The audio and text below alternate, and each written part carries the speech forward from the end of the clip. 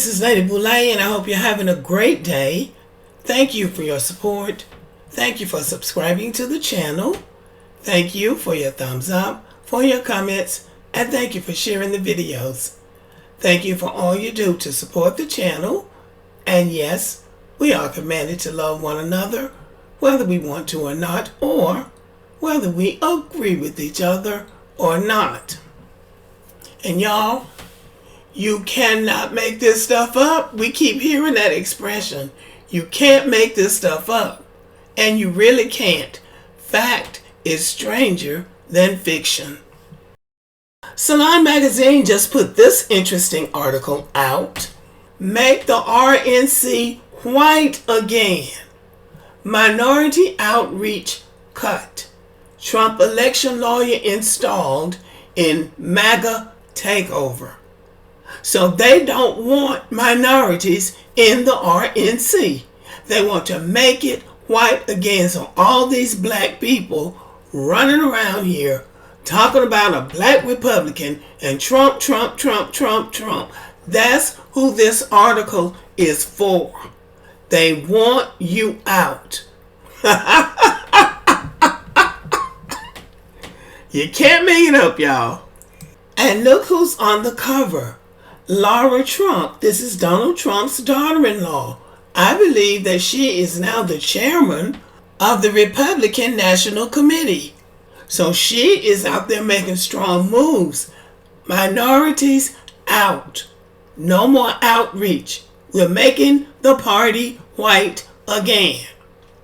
The Republican National Committee is cutting its minority outreach program after a takeover by Trump loyalists who plan to steer as much money as possible to support the former president's campaign, the Daily Beast's Roger Sullenberger reports. Because, he owes all that money. He's lost all those lawsuits. So he needs all the money he can get his hands on. I think that's why he likes being in the White House. So he won't have to pay any bills. But he's trying to get back up in there. And they are pulling out all the stops.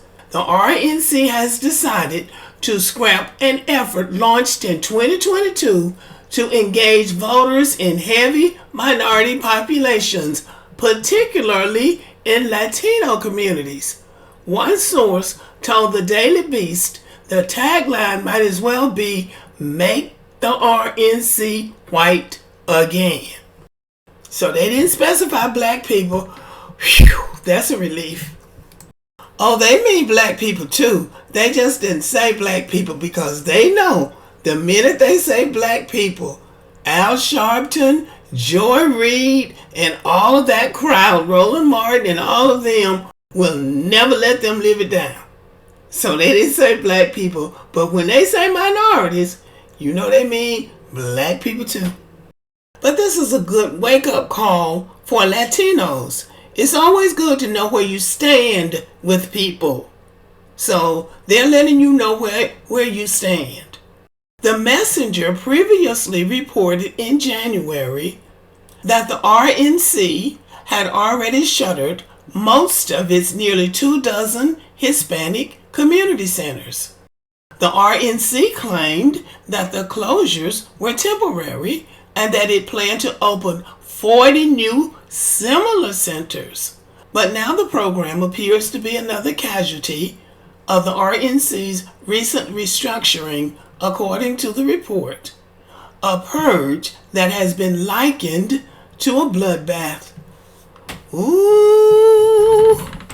Trump campaign spokesman Stephen Chung called criticism of the closures racist and complete bullish, but did not deny the program was shut down.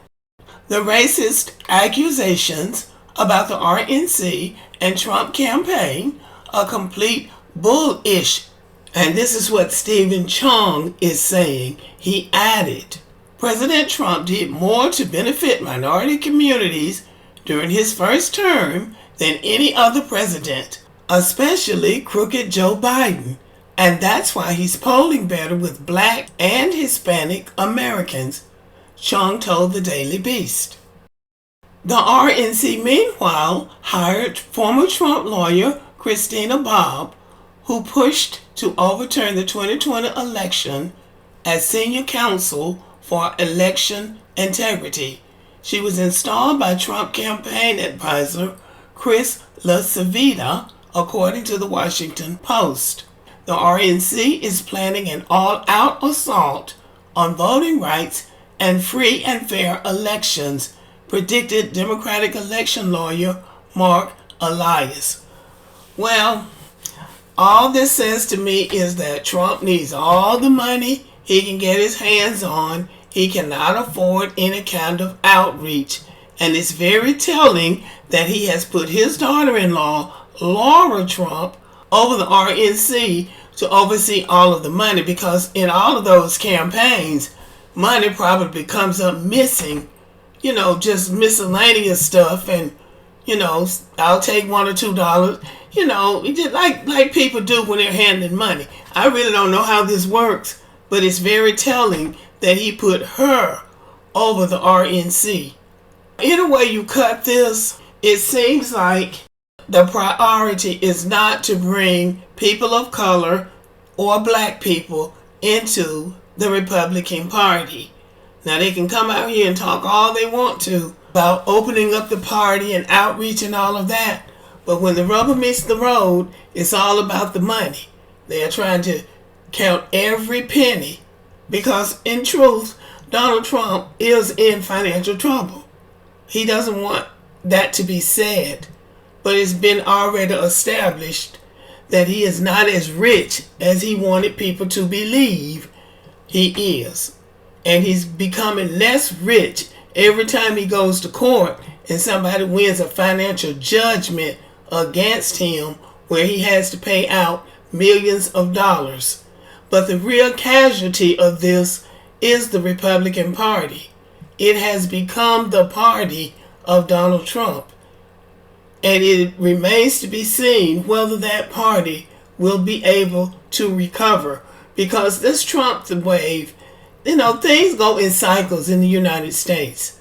It goes in cycles, so this too shall pass.